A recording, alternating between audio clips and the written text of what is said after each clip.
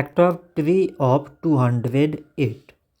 So 208, it can be written as 2 times 104.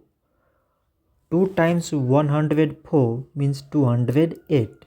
104, it can be written as 2 times 52.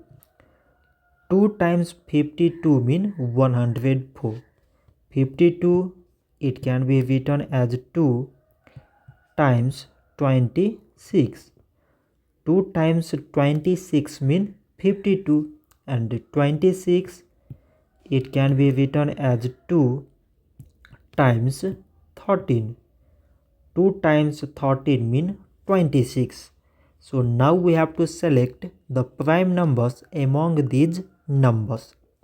So prime numbers here is 2, 2, 2, 2, and at last 13.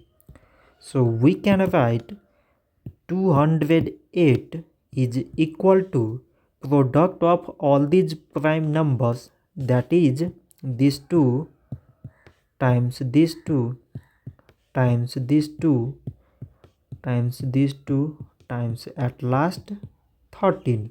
So this much for today, and thanks for watching.